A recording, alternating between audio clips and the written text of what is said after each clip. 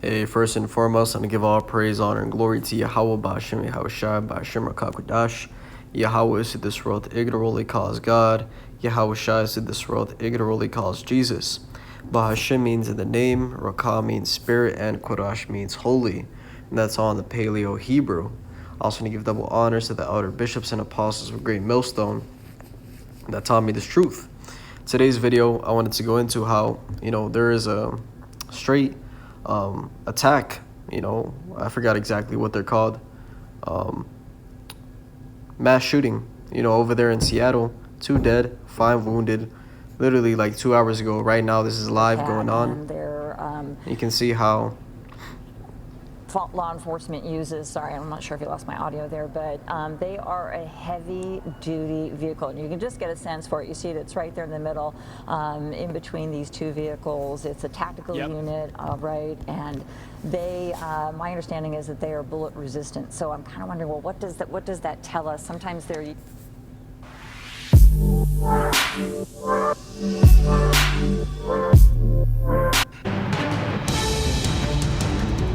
We are now getting some video from the scene. The shooting happened at 5th and Harrison, just as the center was hosting the Bite of Seattle. I know over the last 3 days they were expecting well over 300,000 people. You see police armed here. You see the command center arriving on scene. This is the backside of the of Mopop.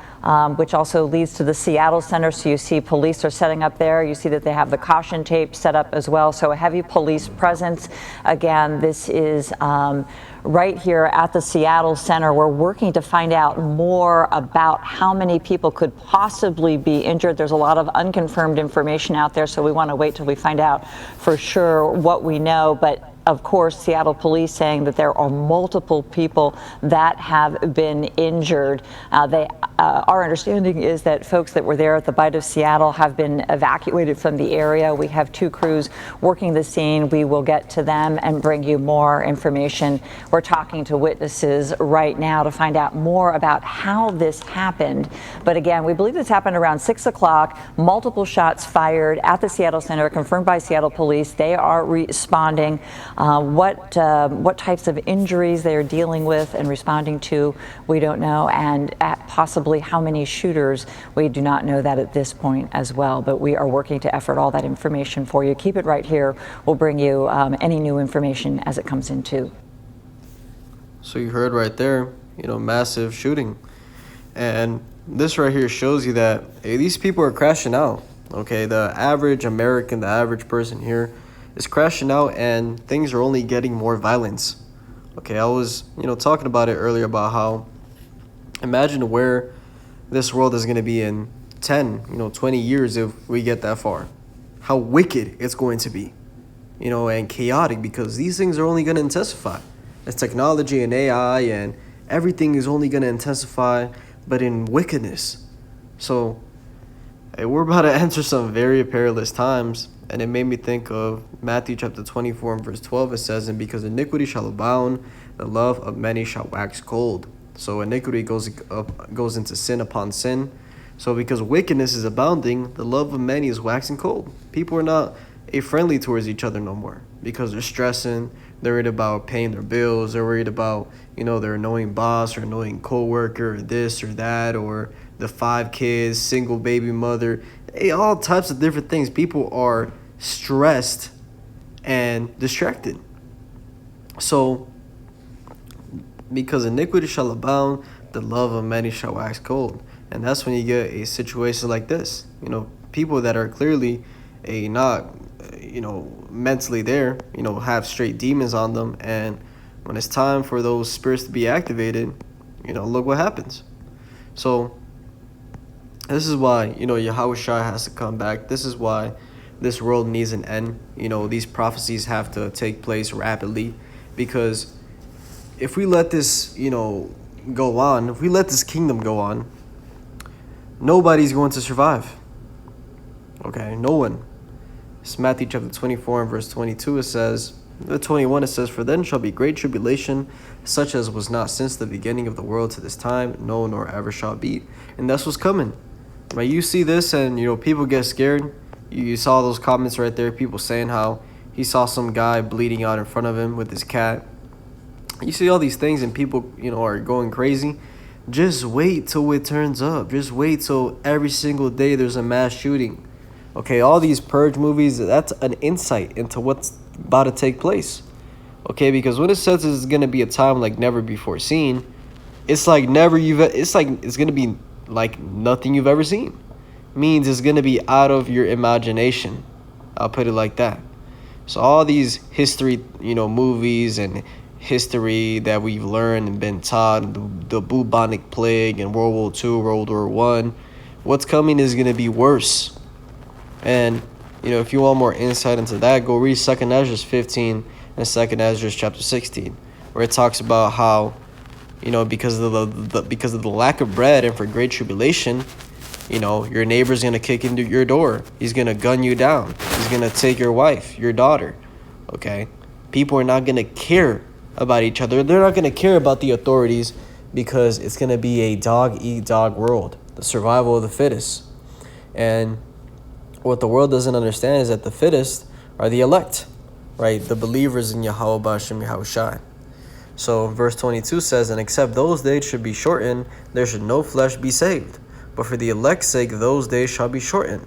Right? So if the Lord doesn't speed up the times, if we don't see these things start ramping up faster, nobody's making it out of here. Okay? Because these devils, the people up top, the elites, their MO, okay, whether they understand it or not, is that they're gonna self-implode. Okay? Where this is leading to is to self-annihilation. And it would happen by the way of nuclear missiles. So if those days are not shortened, there should no flesh be saved. No one is making it. But for the elect's sake, those days shall be shortened. So that's why you see that. That's why you feel how time is speeding up. You feel like your days are short. You don't have time to do everything you want to do because the days are literally shorter. Also, another thing, that point about self-imploding, when you look at it, all these AI movies, these robot movies, okay, specifically a show on Netflix called, I forgot what it's called, but these robots and the AI always, points to that, how looking at human generation and the things that are taking place, the only, what's going to end up happening is that, we end up killing each other. So the AI solution is, to take control and essentially try to do its own thing, which, I have to make a video going into that whole AI thing because that in itself, AI is a demon. There's a straight spirit connected to the AI. So that's a whole nother lesson. But as you see right here, pure chaos. And I'm going to hit one scripture out of that 2nd Ezra 16. Going into that pure chaos. 2nd Ezra chapter 16 and verse 22, it says, for many of them that dwell upon earth shall perish of famine, and the other that escape the hunger shall the sword destroy. So imagine, you find food when there's barely any food, and guess what? Somebody's going to come and gun you down. That's the sword. And if you don't die of the sword, you're going to die because you can't find food. And that's for those that don't believe.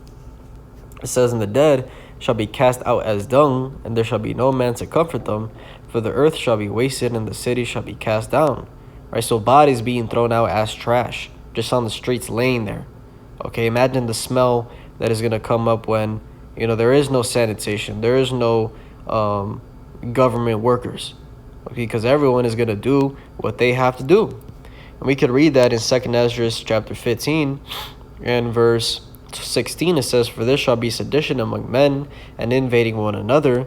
They shall not regard their kings nor princes, and the course of their actions shall stand in their power. So people are not going to care what the kings and princes, the presidents, the governors, the senators, the authorities say, because the course of their actions, what they want to do, is going to be in their own hands. So once people realize that, once things really collapse, people are going to take things into their own hands, and that's where you're going to see more of these type of events and more judgment, taking place. So, let's look at a couple of these comments here. It says, says, where I live in Chicago, we have a word for this. It's called Sunday. It would make the news after the weather and maybe a sports story. Two dead, 3 shot. That's no big deal, not in Chicago. And that's one thing is that eventually this is going to become normal life. And it's not normal at all. So I'll read one more comment here. People will blame left or right, but this is heartbreaking. People just want to have fun and enjoy food. And this, I hope the shooters get caught. And one thing I'll say about that is that the scriptures say that nobody ever perishes being innocent. So whenever someone is taken out, even when people do all these atrocious acts, is because it's a judgment that's being brought forth. And that's very difficult for people to understand because, they get in their feelings and they can't understand reincarnation. This is Job chapter 4 and verse 7. It says, remember, I pray thee, whoever perished being innocent, or where were the righteous cut off? Even as I have seen, they that plow iniquity and sow wickedness reap the same. So whether you understand it or not, that person doing that thing is being judged, and that's his judgment, is that he's essentially, a spirit of vengeance. And the people that got taken out were being judged for something they did, and they got judged by the spirit of vengeance. So this is Ecclesiasticus chapter 39 verse 28. It says, there be spirits that are created for vengeance, which in their fury lay on sore strokes. In the time of destruction they pour out their force, and appease the wrath of him that made them. So, ultimately we're living out a movie, and this is the Most High's, reality. He is the one that controls good and evil and everything that takes place. We'll end it off with that. Deuteronomy 32 and verse 39. It says, see now that I, even I, am he, and there is no God with me. I kill and I make alive. I wound and I heal. Neither is there any that can deliver out of my hand. Right, so the Lord controls it all, even people dying. And we'll get one more. This is Amos chapter 3 and verse 6. It says, shall the trumpet be blown in the city, and the people not be afraid? Shall there be evil in the city, and the Lord hath not done it? And that's a rhetorical question. The Lord has done that evil in that city. So I'll leave it there. Repent before it's too late. With that, I want to give all praise, honor, and glory to Yahweh, Ba'ashem Yahushai, Ba'ashem HaKakodash, and double honors to the elder bishops and apostles of Great Millstone that taught me this truth. Shalom to you, like Shalom.